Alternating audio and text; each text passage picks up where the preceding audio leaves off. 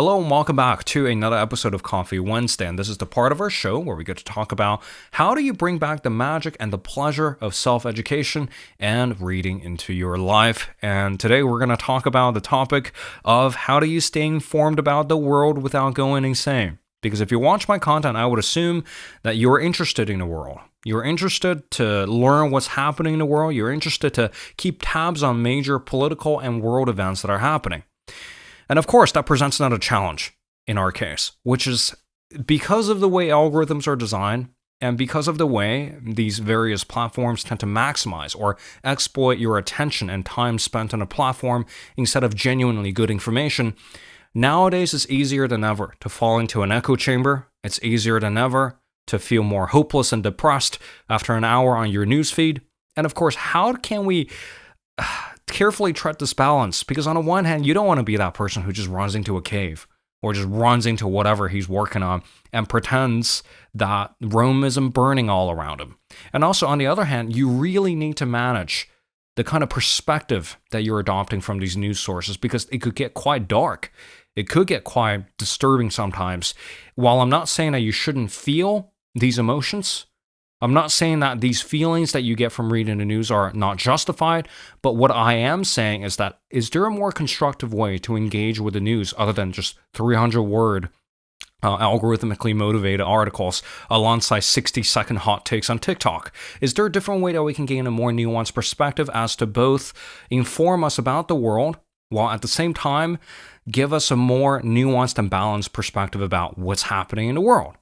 So before we jump into today's program, this episode was supported by our generous subscribers over at A Mug of Insight's newsletter, especially the segment called One to Read, where once every 2 weeks I'll send you guys one big idea and 2 journal prompts for you guys to put some of the theory that we are talking about here on this episode and on this channel into practice. And of course, the reason why I was able to keep the last 5 or 6 episodes completely sponsor-free was because of the generous support from my paid subscribers.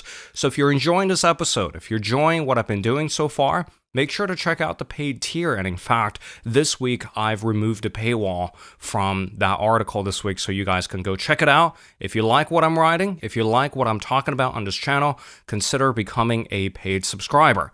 And this is one of the direct ways for you to contribute to my work and for me to be able to keep producing these episodes completely sponsor-free without relying on external inputs or algorithmic interference.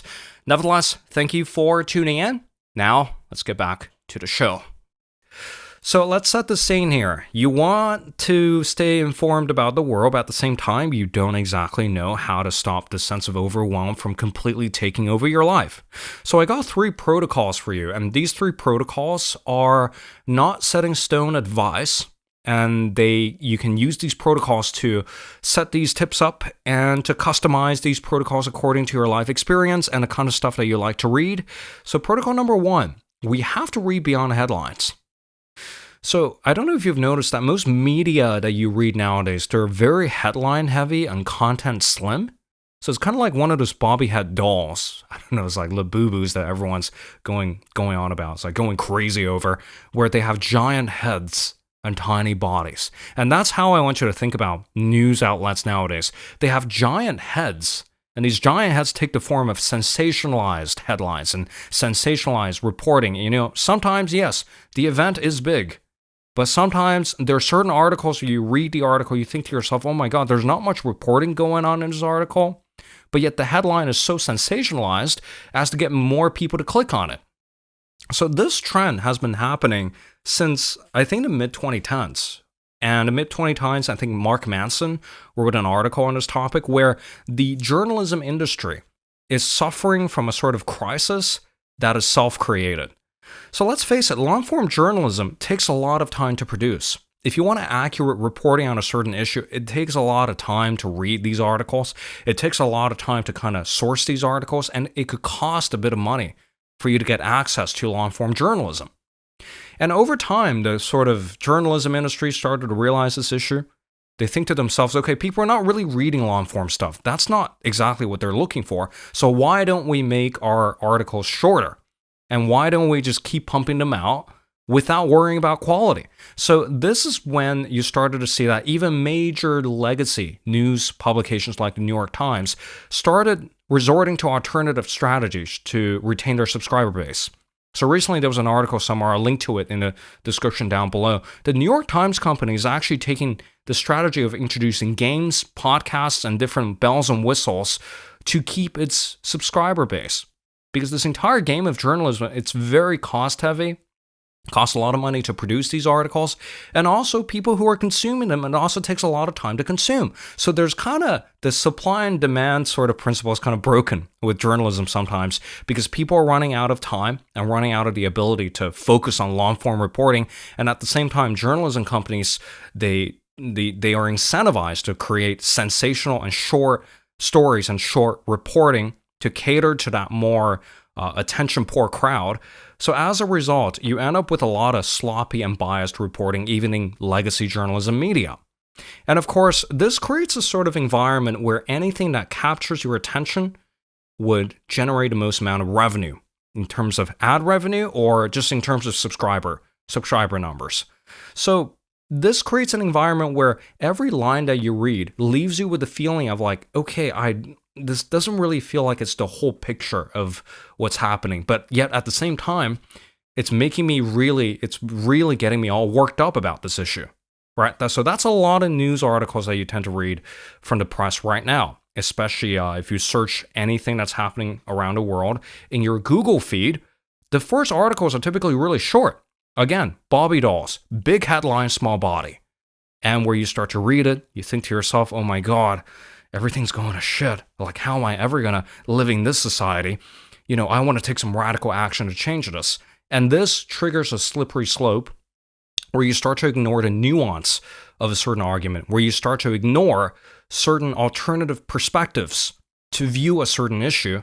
And this is why, in Mark Manson's article, brilliant article on why you should quit the news, where he basically set up a foundation for these three protocols, where he said, if you're getting excited or worked up about reading something, chances are you're being taken for a ride. So chances are, if you read something that is really, really screwing you up from the inside out, chances are you're not viewing that problem from all the perspectives necessary. Chances are, if a piece of journalism actually takes the time to explore a topic from multiple different angles, it's actually really hard to work up that visceral feeling that you want to destroy someone, that you want to absolutely demolish the other person in arguments. It's really difficult to do that. So I want you to pay attention that sometimes journalism is not supposed to be sensational. And of course, exciting journalism doesn't really mean it contains the most amount of nuance and information.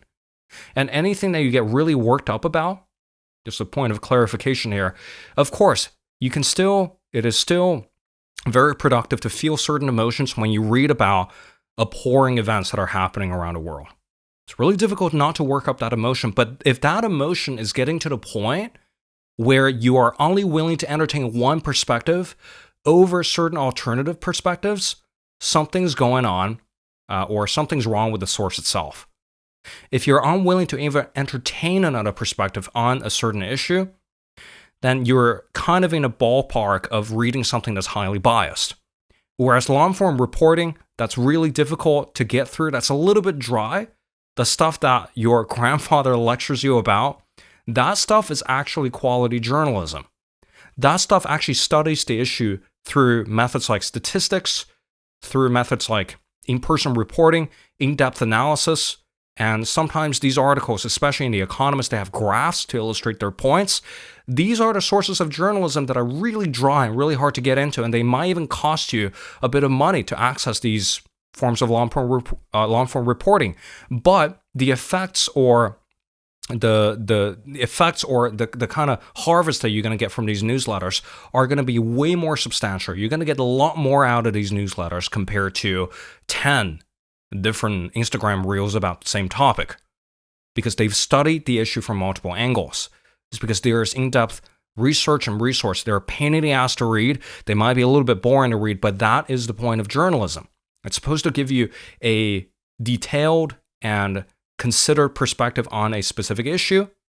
And of course, it's still possible, very much possible, to have certain emotional responses to these sources, but it wouldn't get as bad as to adopt a totally biased view of a certain topic. So the protocol that I'm willing to propose here is come up with 3 to 5 really high quality sources. 3 to 5, and some of my favorites are the Chronicle of Higher Education, which is what I read to keep tabs on what's happening in terms of higher education, and especially in the field of the humanities, because that's the kind of field that I'm trying to bring back, or trying to maintain these discussions in the humanities. And of course, The Economist, to get a broad picture or a big picture overview of some of the global trends that are happening. And things like Financial Times and Foreign Policy. These are all long-form, boring reportings about really complex issues that deserve different areas or different perspectives to view the problems. So one of these articles, I'm willing to wager here, one of these articles are much better than 12 different short takes or hot takes or biased takes on the same issue. And then again, total objectivity is impossible. So don't go criticizing these news outlets or these sources for being biased. Bias is a function, because the minute you propose something, there's bias in it. The minute you have a certain interest, there's bias in it. But comparatively, these longer reportings, they contain much more nuance and much more in-depth analysis compared to some of these cheaper or even free news sources. So protocol number 1 wants you to read beyond the headlines. And one of the ways that you can do that is by sourcing out fewer sources, but higher quality, so that you can get your hands on longer articles that you can read. You can kind of set aside some time to research what kind of articles you want to read, and to take the entire process of curation into your own hands, so that you're not leaving it up to these shorter forms, and you're not leaving it up to people putting their bias into your heads, and you're not leaving it up to hot takes on TikTok. So that's protocol number 1. So protocol number 2. So given that you've selected some good sources, maybe you decide to get a weekly subscription to The Economist, or maybe you decide to invest in some long-form journalism in The New Yorker, the reporter at large column. If you're really into that stuff, now we have to address the second problem, which is there's a lot of sources out there, and there are a lot of articles that are being published, even in these pretty accurate or pretty neutral and nuanced publications. There's just simply too many articles to read. And of course, if you want to also source information from newsletters are also quite time-consuming to read. Some of my newsletters run on for 3,000 words. And some of other people's newsletters, like The Honest Broker, for example, they also run on. Really important data is being shown in these articles, and really in-depth analyses are being conducted. Of course, they're going to take time to read. And of course, sometimes if we don't have the right strategy to read these sources deliberately, we could simply run into the problem where we have like a dozen unread magazines on our front porch, and we can have like a email inbox overflowing with newsletters. Even when we've paid for them, sometimes it's really difficult to come up with the time and the energy, and of course, the kind of deliberation that's required to work through all these sources. Because yes, it's supposed to take effort and time to read. So what I'm proposing here for protocol 2 is you need to find a single-purpose device. So single-purpose device came to us from Cal Newport, without surprise. So Cal Newport basically said that whenever you get your hands on different sources that you would like to read, consider compiling them into one device. Or consider compiling them into one place, one folder on your laptop, or one dedicated browsing folder on your iPad. So I personally use this little thing here. This is called a Remarkable Pro Move. So they came out with a smaller version. I used a lot of the bigger version, the Remarkable 2 tablet, when I was in college. But now that I'm kind of doing a lot of independent research for these videos and for this podcast, I downsized to a smaller one. So I sold the big one, got the smaller one, because I feel like this is a lot easier to carry around with me. So what I would do is whenever I find a lot of articles from The Economist, Chronicle of Higher Education, all these sources, and some of the newsletters that I'm subscribed to, there's a feature on my computer that allows you to send these articles onto this device. So I have a folder on this device called Weekly Readings. So it's all in one place. I can just open it up, select an article, and spend the next hour just geeking out over all these articles. So similarly, you don't need to buy this thing, by the way. you can achieve the same results. For example, if you have an old iPad lying around, or if you have a computer or a laptop that you use for education purposes. I don't know if Chromebooks still exist. Chromebooks could work as well.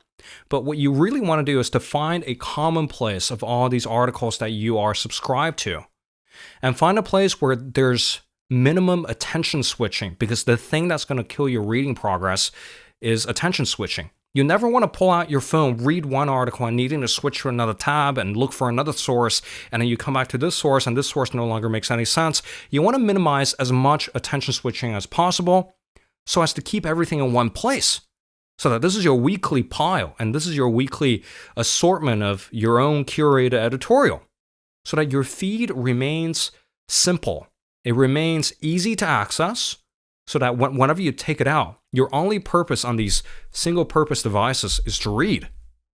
And over time, you can really start to turn this into a ritual, which is protocol number 3. We'll get to that in a second. But what you really want is a commonplace that you can come back to again and again, so as to compile everything. Don't read a newsletter the minute you receive it. Don't read a magazine from a publication the minute you receive the digital copy. Instead, find a way to put them all in one place. Make sure this device is pleasurable to use. Make sure you make the experience nice, so that over time, whenever you're in a space of free time, whenever you find some free time in your schedule, whenever you pick up the device, your brain is switched into investigative journalism mode. Immediately you think to yourself, okay, this is my moment to get to know about the world in a long-form format, to get nuance and perspectives about the world. It doesn't mean I'm just going to shut myself in a cave and not read about world events ever again. But no, I'm going to read about it in this long-form, deliberate, and considered way so as to have the best perspective on this issue. And I'm going to do it in this place. I'm going to do it in this common place. So that's protocol number 2. Take information into a common place, and your attention will follow. And over time, you're going to rewire this cue into a habit, and you're going to form a habit around it where every time you pull out this device, you're thinking to yourself, yes, I'm going to read about the world in a nuanced way. I'm going to stay informed, and this is how I'm going to do it. And that leads us to protocol number 3, which is really fun. So I want you to adopt a weekly slow scroll. So given that you've organized your articles, you've compiled all these articles into a common place on a single-purpose device or single-purpose folder, how do you then go about reading them?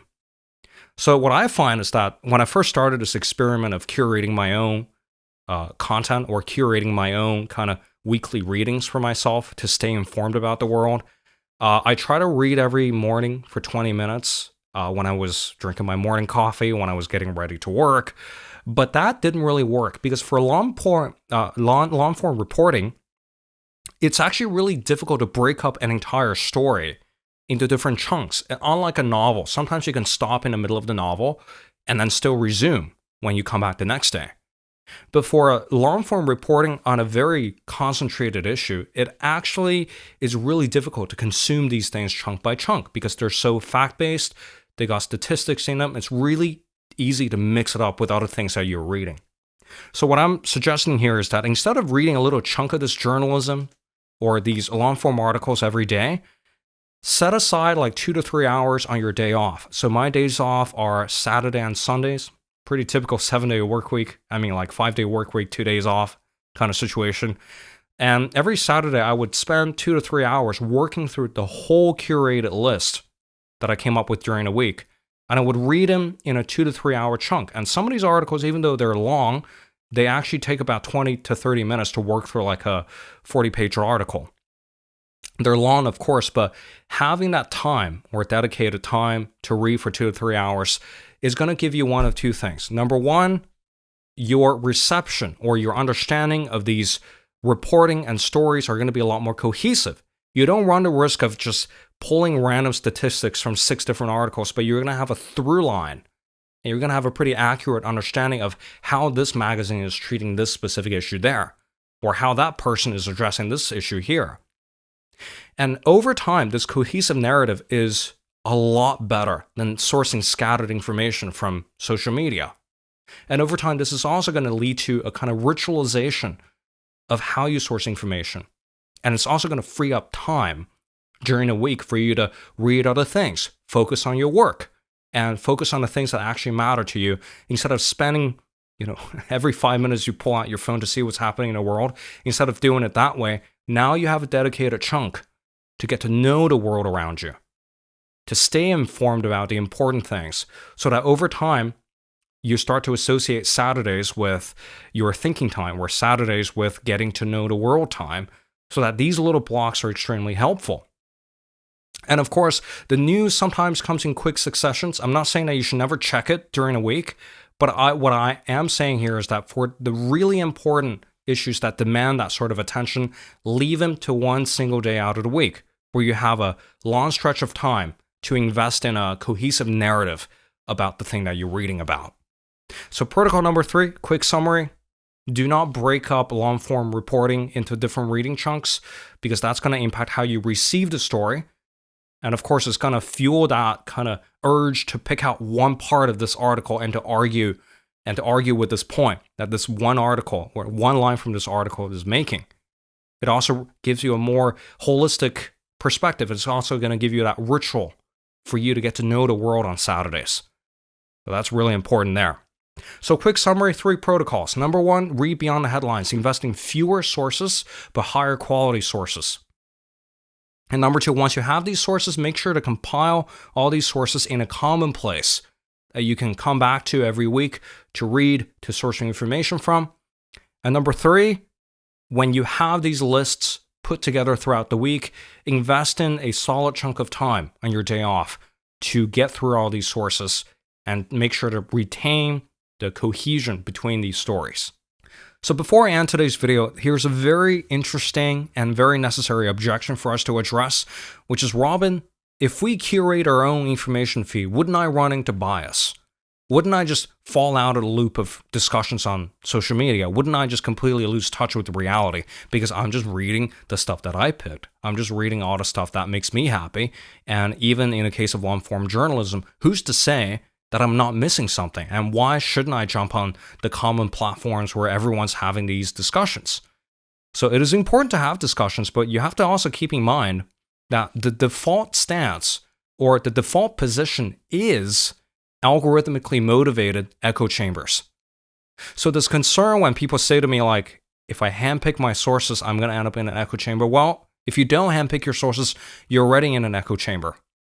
So how we understand algorithms nowadays is like, you think the algorithm really has a personalized profile on you.